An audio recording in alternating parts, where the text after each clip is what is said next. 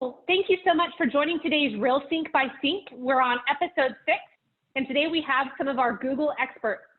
My name is Jamie Quinzer, and I'm the VP of Marketing here at CINC. We have Alvaro Erize, CINC CEO, Dan Lott, the VP of Marketing, Client Marketing at CINC, and then Meridith Hall and Kristen Fox, both from Google. They're our account representatives, and they're here to give you some of the sneak peek and insight from Google. So without further ado, I'm going to pass it over to Alvaro. Absolutely. Thank you, Jamie, and thank you everyone for joining us. I think it's a great opportunity for us to be able to work with Kristen and Meridith and our friends in Google in general. It's so much of what we do and who we are, and we see such a bright future in the world of leads from Google and the way that the world is evolving, that we thought that inviting them over here today to talk about the trends that they're seeing and also the joint work that we're doing. Dan works with them every day, and we have so much exciting stuff happening that we thought it was a great opportunity to share with you all. We'll have opportunity for questions at the end, but very, very excited to have you all here. So with that, Kristen, do you want to take it away? All right, welcome. Thank you guys so much for having us. As Jamie mentioned, my name is Kristen Fox, and I'm the Strategic Partner Manager, really working closely with the entire CINC team. So this morning or this afternoon, we're going to talk to you about some insights that we're seeing at Google, what we've seen as a result of kind of COVID-19 and what impacts that has on the real estate industry as a whole. Then we're going to hear a little bit from CINC about what they're seeing, and then we'll talk about how you guys can stay relevant and take advantage of kind of the latest and greatest trends. But before we do that, I just want to talk briefly about the partnership that Google and CINC have together. So CINC is a premier partner with Google. They are one of just about 500 clients globally that has that premier partner badge. And we work with them on a regular basis. We're in lockstep, speaking with them many times every single week. And our goal is really to help create a meaningful economic impact by helping small businesses and local realtors like yourselves to really take advantage of the products and features that are available with Google to connect you with your customers and really maximize your marketing dollars. So with that, we obviously are living in a very different world today than many of us could have forecasted we would be in. And it's yeah, you think? Yeah, you think? So, you know, in light of that, we've seen some shifts into how consumers are behaving and maybe how some of our pants are fitting and what we're doing in our free time. But from a consumer standpoint, we see that people are spending tremendously more time online and they are consuming content across all different devices, right? So we see that people are spending about 12 hours a day connected to content, consuming content. And on YouTube alone, we're seeing 31.6 billion minutes of content consumed every single week. In addition, folks are spending a lot of time on apps too, right? So we see that there's been a 20% increase in time that's spent on apps, current state to where we were just a year ago. And so as we think about this evolving marketplace and world that we live in, we see that consumers are also shifting in what they look for when making a selection about who to do business with. So we see that 3 things are really happening. So the first is that they're looking to work with companies and individuals that are prepared, that are acknowledging that, hey, 2020 is not like 2019 or 2018. And so what are you guys doing to adapt to this evolving marketplace? We find that foot traffic has quickly become web traffic, especially within the real estate space, where we're going to talk a little bit about how we've seen an increase in folks that are looking for virtual home tours and connecting with people in a more digital fashion than we would have traditionally seen. And last but not least, this is a new opportunity for you guys to build loyalty with these customers, right? And so they don't have to be just one and done transactions, right? People that work with realtors often work with them for an extended period of time, or at least that's the hope, right? So that they can you can help them through that process.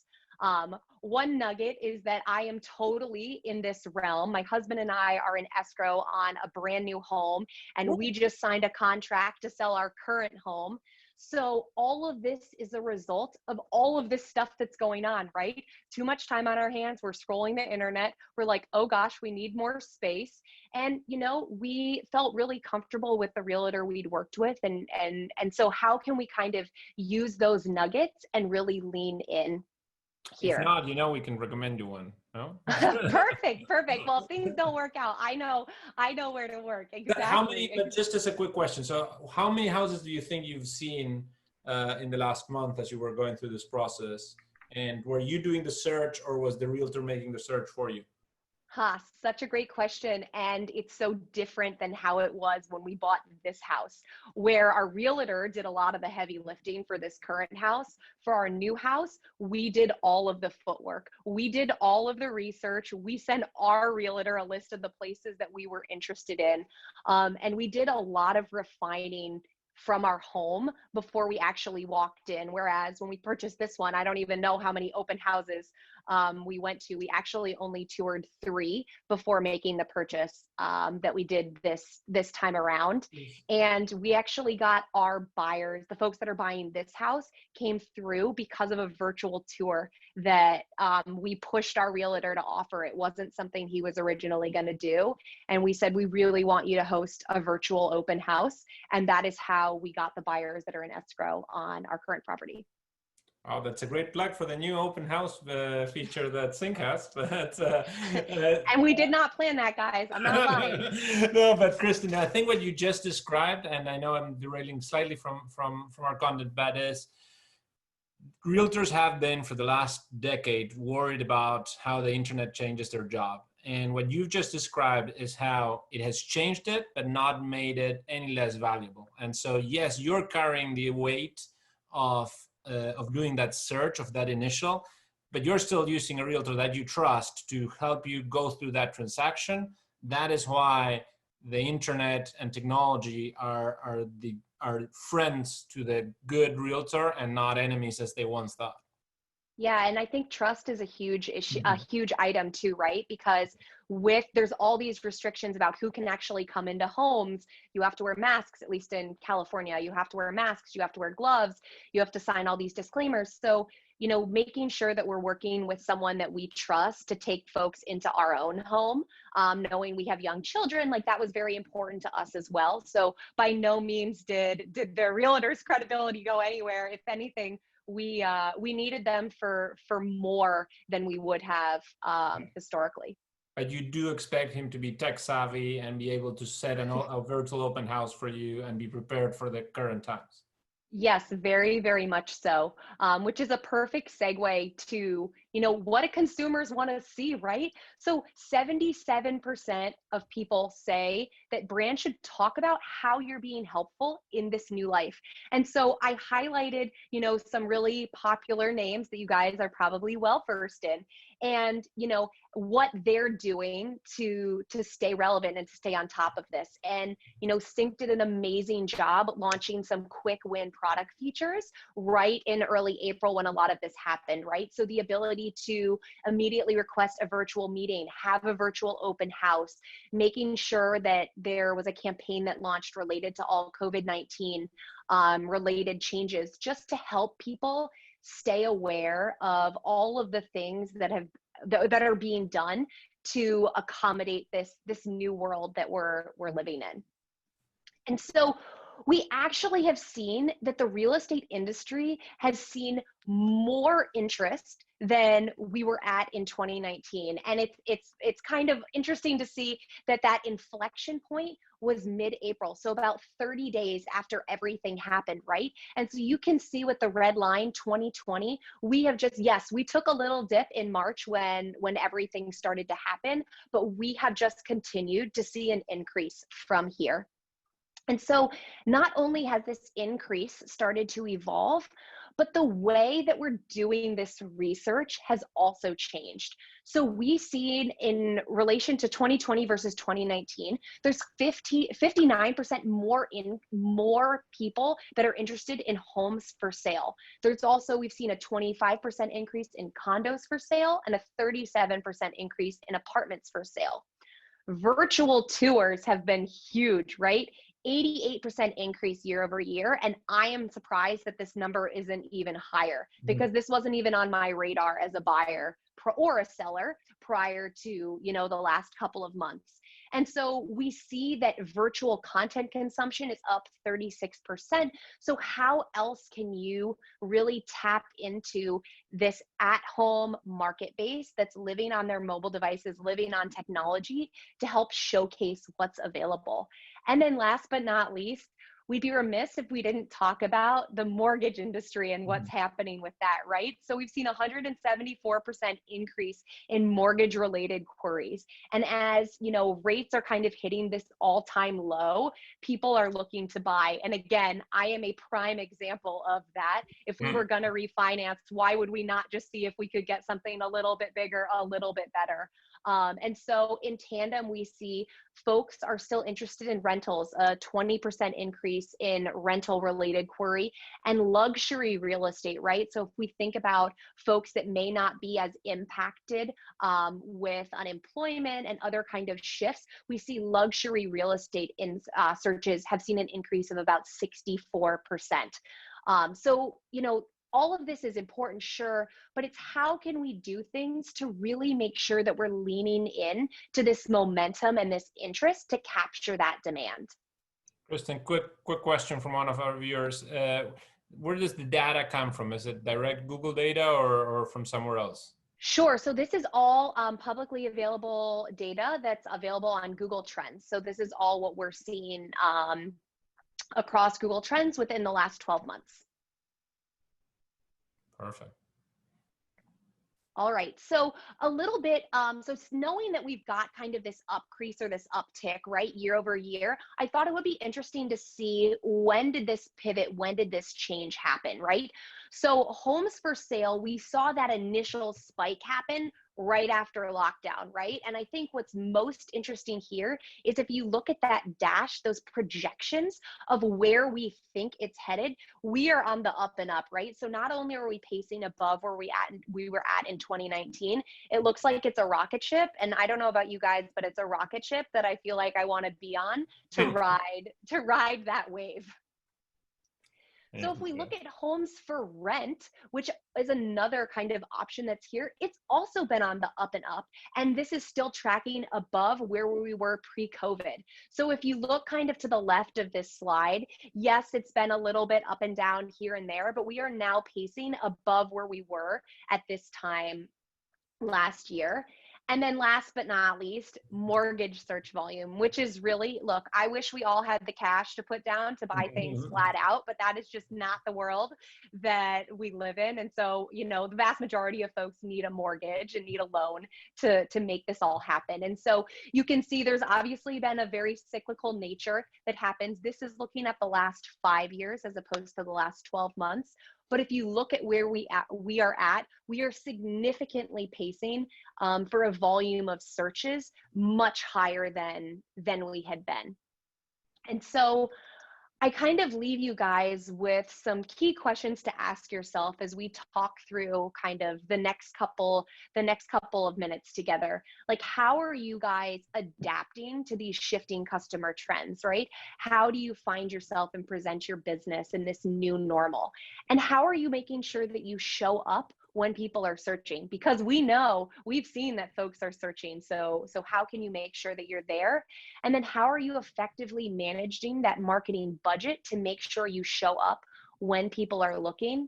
And then how can you make sure that those properties are really being highlighted and showcased in this new normal and this new reality? So that's a little bit from Google, but I'm going to throw it over to Dan, who's going to talk to you about what CINC is seeing. Great. Thanks, Kristen. Those slides that Kristen sent over, I got very excited when I saw the one about the homes for sale data, because the Google Trends data for homes for sale, because that is the data that our team has been looking at very, very, very closely on a daily basis for the last 4 months because of, or last 5 months, or however many months it's been, but just because there's been wild trends in the homes for search data, and that's what we base our advertising on. So if you look at the next slide, you can see why this is important. Okay, so we gave a presentation in March. It was Alvaro and Harry, who's our Facebook guy, and we talked about we talked about what we expected was going to happen, because if you look over where it says March 22, there's that little W, and we in terms of the Google search term homes for sale, and our presentation was on that little W, was just upticking, and that is just based on that. I was refreshing every day trying to see, like, is the search traffic going up? Is it going up for homes for sale? Because you couldn't really, make any sort of, we thought it was going to improve, but we were waiting for it to improve. And finally it did improve. And then just based on that homes for sale data, the entire CINC performance was based on that. And if you look below it, immediately after the homes for sale search terms started to increase, our cost per click went down dramatically. Usually during the spring and the summer, it is a gradual decline. But if you see, there's a little spike right around March. Our cost per click went up significantly. So we knew it was going to change, but we were very happy when it did, when we were able to see that the search traffic was indeed going down. So right now it's at around 40 cents, I believe, per click, and it's the lowest in CINC's history. So we've been around for 9 years or so, and the cost per click is the lowest it's ever been. And it's because of the increase in search traffic and their seasonality. June, July, those are some of the best months, but it's also because more people are at home, searching for houses than, being out and about. So, but if you look at the next slide. Dan, to you, because many of you have seen that your cost per lead actually dropped more from July of last year to this year. It almost went to half. And that's because there's two aspects in the cost per lead. One is the cost per click, and the other one is conversion. And so as conversion goes up, that goes down too. That's what the next slide is about, Alvaro. Okay. There it is. This was exciting because our theory was that people are home, they have 5 hours to look at houses, they're going to register to become a lead. And that is what happened. Our conversion rate spiked to a record level during the April-May period. It's gone down a little bit, but it's still much, much higher than it usually is. And again, like as Alvaro said, there's two factors in the cost per lead. It's the cost per click, which is how much you pay for each time somebody clicks on your ad, as well as the conversion rate, which is the percentage of people who, after they click on the ad, become a lead. And so then if you go out to the next slide, you'll see that, again, if you add them together, the fact that our cost per lead, the cost per click is the lowest it's ever been, and the conversion rate is the lowest it's ever been. Our cost per lead is the lowest it's ever been. So we're at around $3 a lead, which is really good. And I expect that's going to continue into the fall and into the winter. Usually results get a little bit slower in the fall, and in late November and early December it's bad because people are more focusing on the holidays. But I expect we're going to outperform last year by a wide margin, just because of the unusual circumstances we have. And there's a couple other slides I wanted to show that show some unusual things that happened because of it.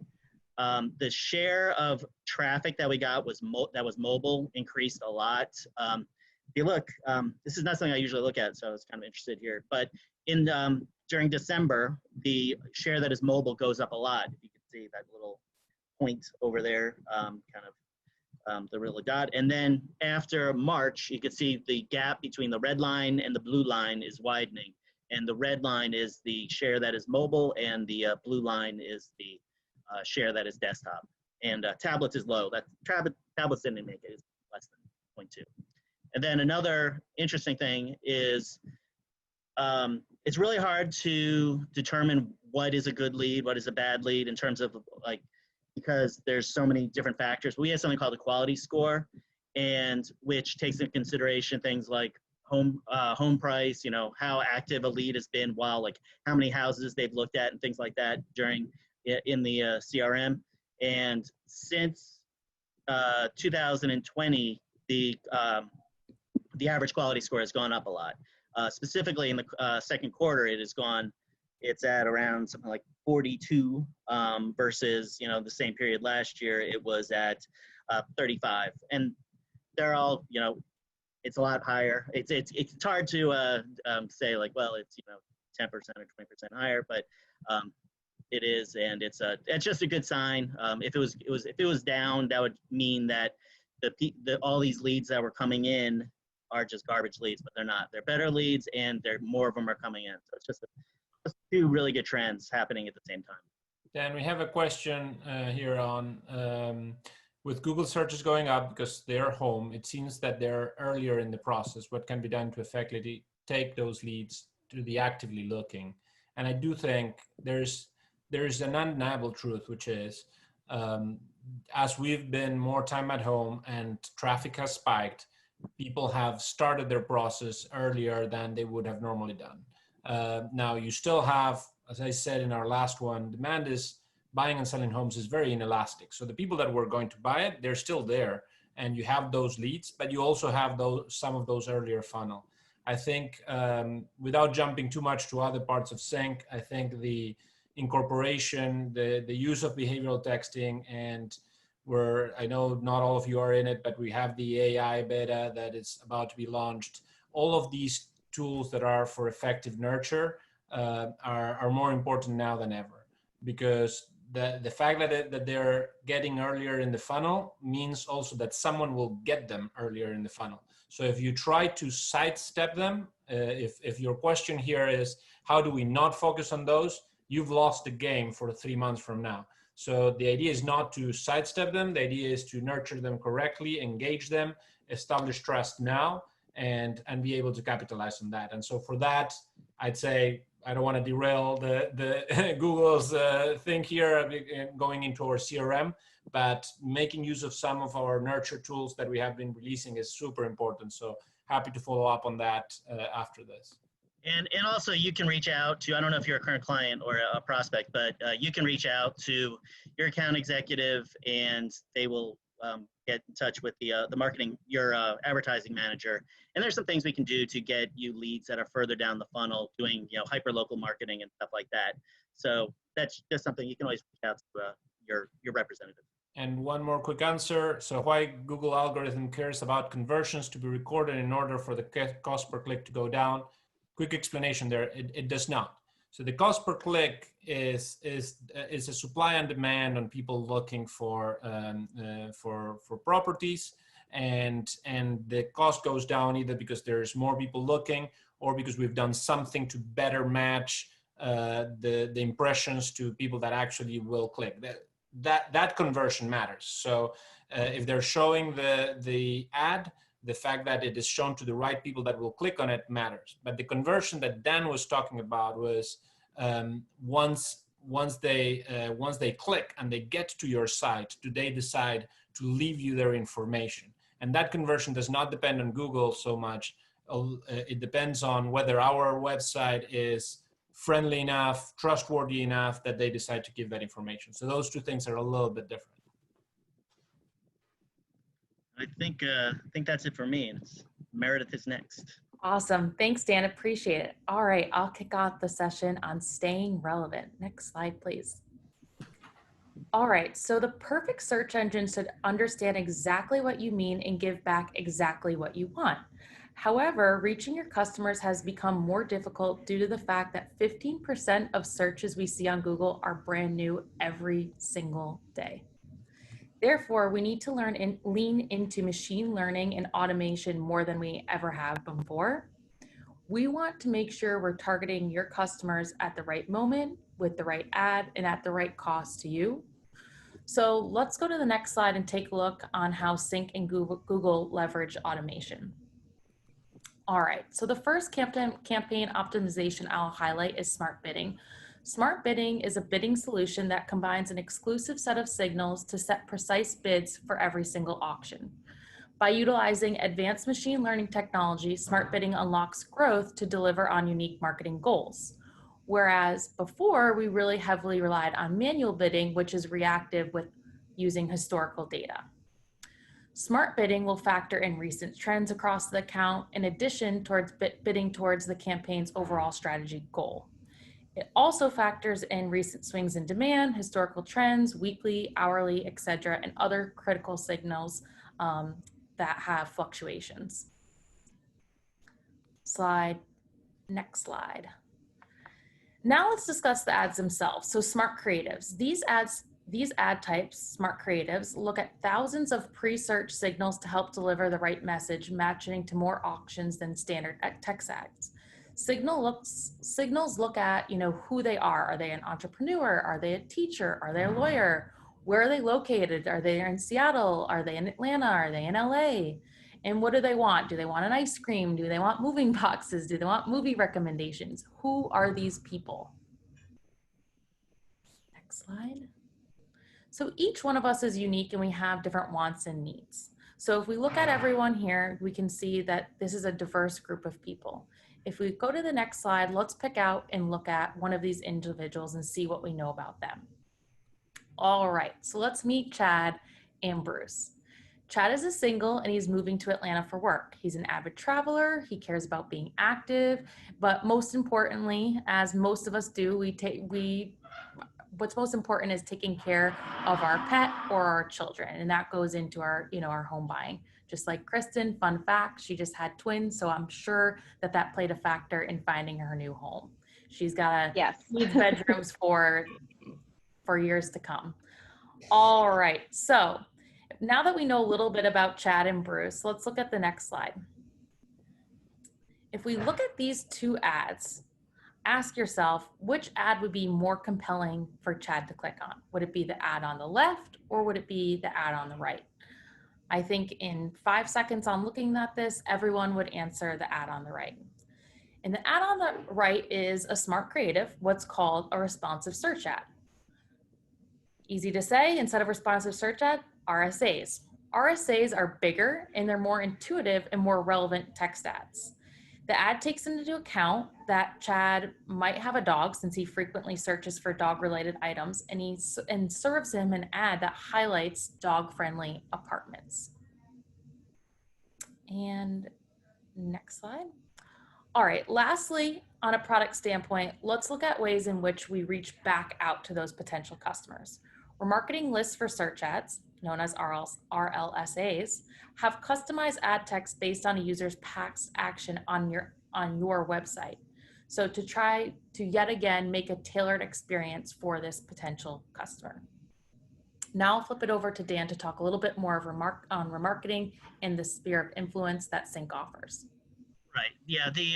In addition to the normal search ads, we also have remarketing ads that are for our banner ads, which are strictly for branding purposes, and it's just a good way to keep your face in front of your clients and in front of people who have been to your website. And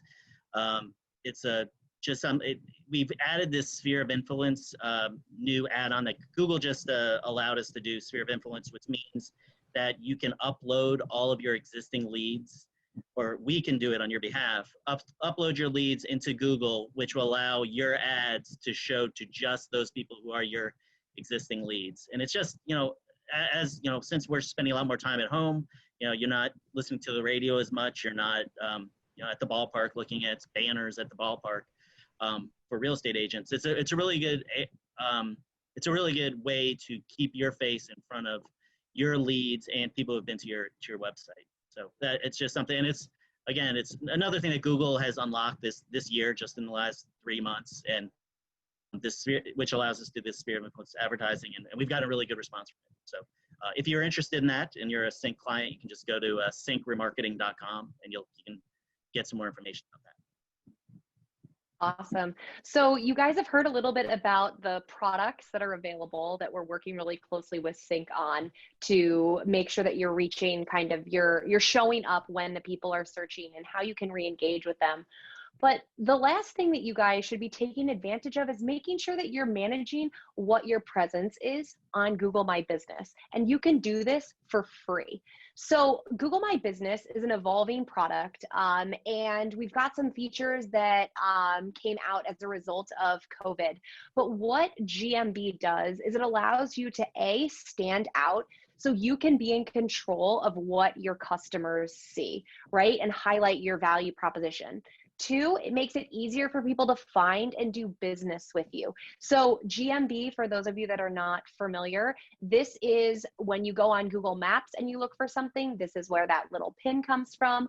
Also on Google Search, as you can see in the graphic that's appearing, this is what shows kind of those different places that are nearby.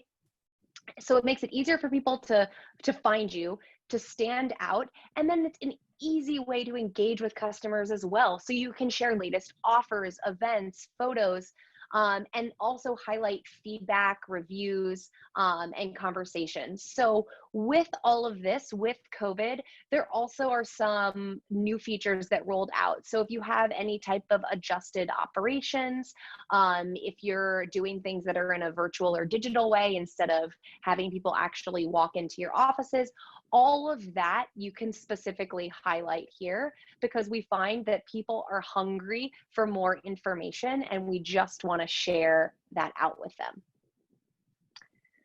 So as we think back to what we've kind of talked about in the last half hour, there's a few takeaways that we'd like to leave you guys all with.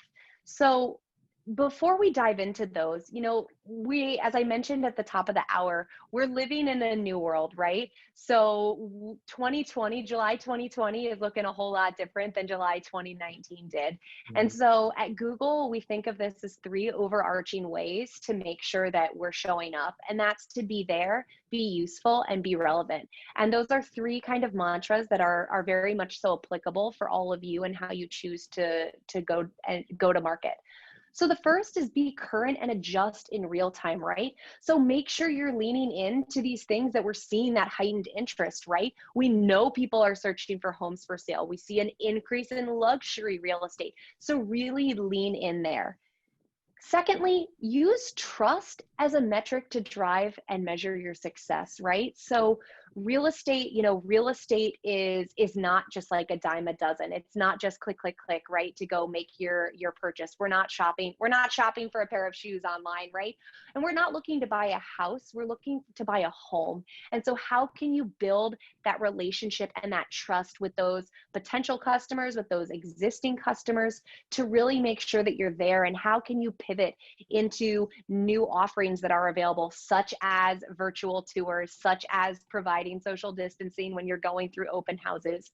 And last but not least, make sure that you're connecting to customers with their needs in mind, right? So making sure that you acknowledge, hey, 2020 is a little different than 2019, and we don't need to be, we don't need to be black and white and not acknowledge the situation that's going on. So it's okay, lean in. This notion of we're all in this together is very much so okay to lean into. So from an overarching perspective, if there's 3 things that you can take away from our time together today, the first is budget activation is what's going to help you guys drive profitable growth. So we see a ton of momentum, right? 2020 is pacing above 2019. And when we look at just the last 3 months, everything is on an upward trajectory. So make sure that you guys have a budget that's setting you up for success to allow you to take advantage of new features, some of the things that Dan and Meridith have talked about, and making sure that you've got the coverage and query volume that you're showing up when those people are looking. Secondly, make sure that that Google My Business listing is complete. So here you can see an example of an incomplete Google My Business listing for Amy's Bakery, which is pretty lackluster. I don't exactly want to do business with her. And then you have one that's complete, right? With a picture, with details about what their offering is, a local review. And so we see on the side, my goodness, 7 times more clicks compared to an empty listing. Like, why? This is free. So So this is something that you guys should completely be taking advantage of. But Google My Business is an evolving product, as I mentioned a couple moments ago. And so we are actively in the process of working with companies like CINC to make this something that they can also manage on your behalf. So not something that's available currently, but we're working on and hope to see come to life in the next couple of months to help kind of do the heavy lifting for you guys, because I know you already have so much on your plate. Kristen, we have a question on Google My Business about how it gets used, right? So it says, Sure. any examples of how realtors can use Google My Business? Yes, so Google My Business is something that you should use just as like a footprint to build your brand. So as you have local offices, even if it's a home office that you're working from, this is how you can get your name as a realtor out into the marketplace. So you can highlight reviews, you can highlight if you wanted to highlight listings or things that are available, any restricted hours that you're offering. Maybe you have expanded offerings, right? Maybe you're now doing text messages and you can do, responses in a much quicker fashion late into the evenings, whereas because you're not at a brick and mortar physical location. But Does that hopefully that when do people see the Google My Business information? Sure. So when you search on Google, it is like on a regular Google search page. That is one of the things that comes up over on the side. It's called a knowledge graph, but it appears over on the side on mobile. Sometimes it'll be those first 3 listings. If you give me a second, I can see if I can pull one up right over here. If I just do a quick search. Perfect. How do you do that? So for me, like, this is something I really think is an absolute must. If you think you're spending as a realtor a lot of money in having the best website in the market, you're spending a lot of money into having the best team, doing Google, placing Google ads for you and reaching the right people. And you probably also have some company feeding your reviews and giving you a great online presence. But one of the most relevant, neutral, which is very important. People value, everyone trusts Google. So you have a relevant, neutral source of information that is showing up every time, that has a multiplying factor on all of the money that you're spending on Google. So think about the 7 times more clicks. So why would you spend money advertising in a platform if the place where the platform talks about you, you're going to keep it empty? And so as Kristen was saying, sooner or later, there's going to be a way in which CINC will be able to manage it for you. And you can be sure that the moment that happens, we'll have all your information there. But for now, this needs you. And if you don't do it, if you walk away from this webinar and you don't have a complete Google My Business page, and you don't go and do it, then you shouldn't have joined here today. And I don't know what you're doing, because you absolutely have to go and fill out your information. It's the most valuable thing that you can do the moment that you finish this webinar. Yeah, so if you take out your phone and you just Google realtor in Google search, for example, if you guys are in Los Angeles, you got a ripe opportunity, because I only see one person with any form of reviews and stars, but this is the second thing that comes up, right? So we've got ads, and then it's going to go right into this. And on a mobile device, this is super powerful because I've got the ability to click to call right away, so that you can connect. Again, if you're offering any kind of messaging, if you do text messaging back and forth, all of that can be set up right here through Google My Business. And we always suggest to our clients, even though it's not advertising related, that you set up a Google My Business page. For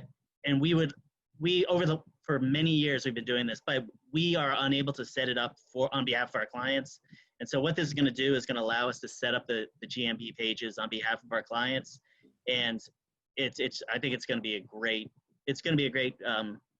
offer for you guys, because it's there's a lot of there's postcards involved. You have to there's some work involved with setting it up. So if we can automate it, I think it's gonna be great. So, and this has just started over the last couple of weeks is when we and first then in the meantime, is there a way we can, because there's a couple of questions about what reviews can you share or not, Zillow, or can you move reviews from platform?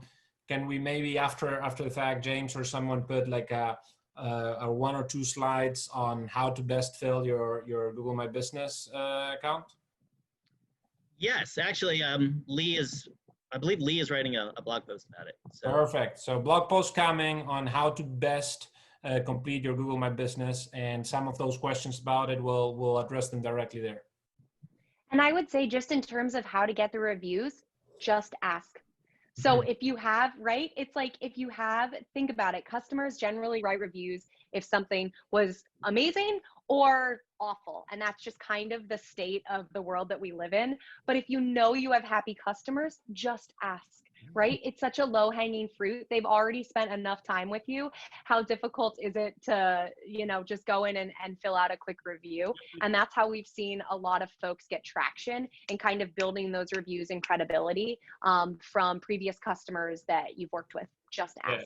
So you're preaching to the choir. This group is not shy about doing that, but their question, that's what I thought. Their reviews that they already have in Zillow or in other platforms, can they transfer them to Google My Business? And at this point in time, you cannot. So any of the reviews that would appear within Google My Business are dedicated Google reviews that someone has gone in. There's talk about ways to integrate in the future, but at this point in time, that is not the case. Perfect. There are some third party providers that exist, like Trustpilot, for example, that will curate reviews on your behalf. So I know there were some questions about, well, how do we get rid of like those 1-star reviews? There are some third party companies that can do that. And then those reviews can actually appear in your Google ads. And we can certainly share more details about that with you guys. Perfect. And on that, Nick, we won't do a webinar specifically on that, but we'll do a blog post soon, and we'll have questions and answers there for sure. And then last but not least, the ads again. There's here the remarketing and the sphere of influence advertising, and it's just, again, it's something that it's new to Google. We've had these brand remarketing for several years, but this sphere of influence just takes it to a whole other level, because it's all your leads, even if they have never been to your website, or even though you have a website, will start to see your face all over the place. And Dan, what's the main difference with the traditional remarketing? Well, the remarketing, you have to have hit their website.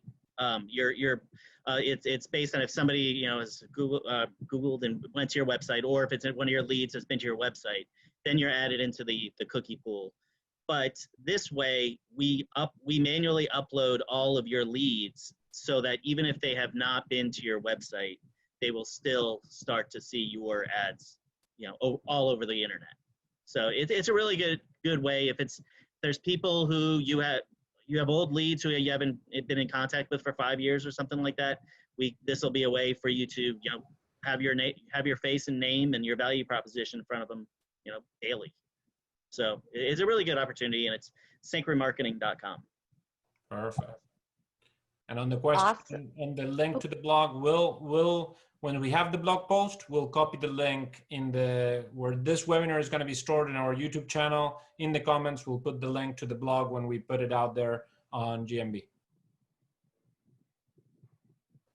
Awesome. So 3 overarching takeaways, right? So lean into the momentum with an adequate budget.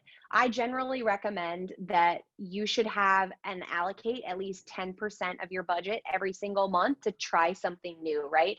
So whether it's making sure that you're able to show up in a new market that you're thinking about, whether it's leaning into some remarketing efforts, whether it's expanding a little bit beyond search, like whatever that is, that's how you're going to be able to stay current and stay relevant and keep learning and adjusting.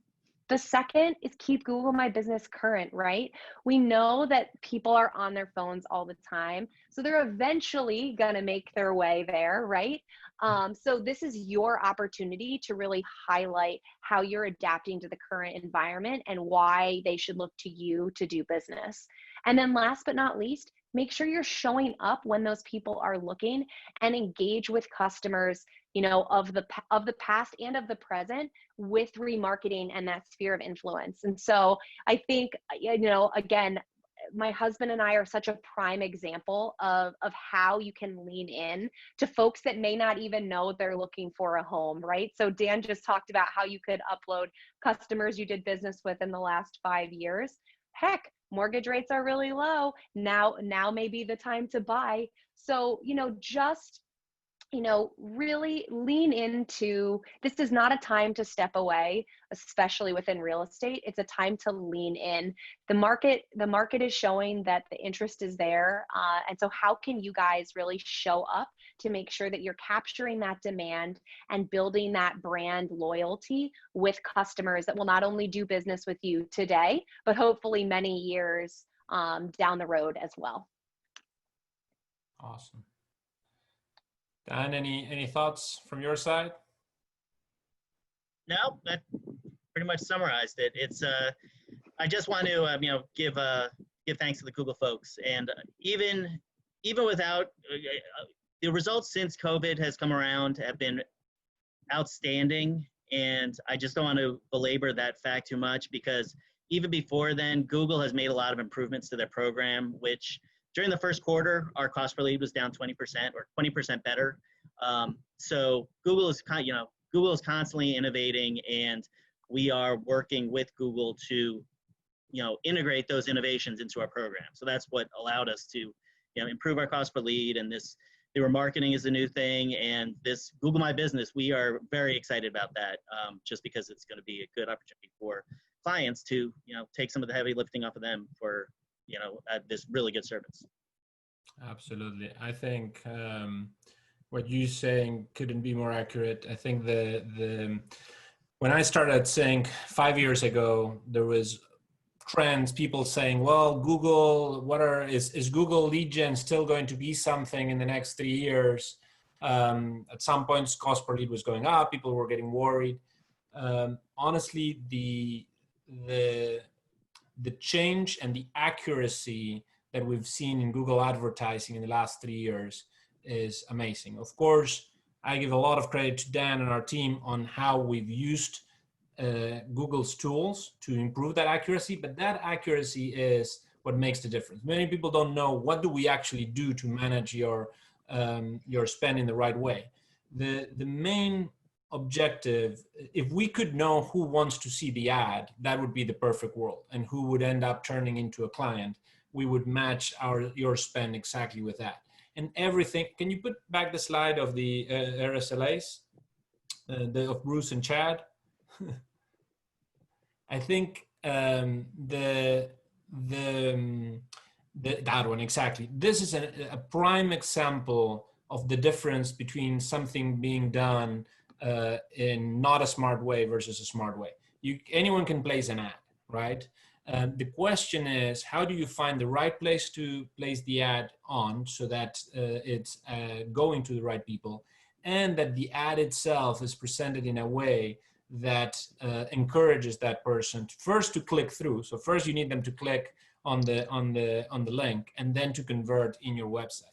And we could not have done, Dan could not have done with his team what we've accomplished in the last 3 years if it wasn't because Google is constantly innovating into the tools that it gives to allow us. Without this slide, we would not be able to have such a significant competitive advantage with people that are doing it the way on the left. And so, of course, this is not something that you particularly can act on. We're just doing the best that we can, and you trust us and give us your spend. But it tells you a little bit of what is happening in the background. And that's why we are seeing, when Dan references our quality score going up, basically the amount of appointments that end up happening out of the leads generated has gone up during the last 3 years. And so before, a lot of people were saying, well, traffic is spiking, so the number of homes sold is the same, but traffic is up. The actual appointment ratio from the leads generated, we've seen it go up through the last 3 years. So this for us is the golden age of Google lead gen, because we are at 50% the cost per lead that we were last year, while the quality is right. When you measure quality as being able to talk to someone that wants to talk to you. Now, may there be some that are with a longer horizon? Absolutely, that may be the case, but they're still buyers. And so, of course, we need to talk about nurture and how you make sure you capture that, but there's never been a better moment for you to do this. So for me, I want to reinforce what Dan said. couldn't have done it. If Google was just staying the course and hadn't innovated in the last 3 years, we couldn't have innovated. And so all of our results depend on the tools that Google has given us, which have made all the difference in the world. And Kristen, Meridith, thank you so much for working with us on all of this and giving us a first glimpse into those tools when they come, so that we can stay ahead of the curve and keep our clients ahead of the curve. Of course, our pleasure. And I know that we still have a lot of open questions that we won't be able to get to, but we will take them offline, and Alvaro will be able to send them out on our behalf. Perfect. We'll do that then. So we'll go after every open question that remained. We'll respond some directly, but others will respond in the comments. So if you come to our YouTube channel, to the Real CINC YouTube channel, go leave us your comment. You will see there our responses to those questions. We'll also put there the link to the blog on Google My Business when it comes. And that way we'll get through everything. And of course, if other questions come up, you can also put them there and we'll keep the conversation going. Awesome. I don't think we anticipated all the hype around GMB, which is awesome. And so I think we can take that as feedback to then work with the account manager team to be able to provide some more information and one-sheeters on how to utilize your Google My Business page. Awesome. Perfect. And so with that, one last one on Shirley asking, are we getting the prize with all of this and what's it all included? All of this is part of your platform and the normal work that we do with Google. There's not, I think probably the sphere of influence campaign is something that you can decide to put money on separately or not, but this work between this team is the basis of what CINC and Google are, and so no, there's no extra prize for any of that. So with that, Kristen, Meridith, Dan, thank you so much for this. I think this is great. We'll love to have you as partners, and we look forward to keeping this going. And we'll keep engaging through the comments in the YouTube channel. Awesome. Thanks for having Perfect. Well, us. thank you for having us. Appreciate it. Well, everyone, thank you for joining, and thank you for being part of the CINC family. And we're glad you could accompany us through this today. And we look forward to talking more and engaging in our other platforms. Thank you very much, and see you next time. Take care. Bye-bye. Bye, guys.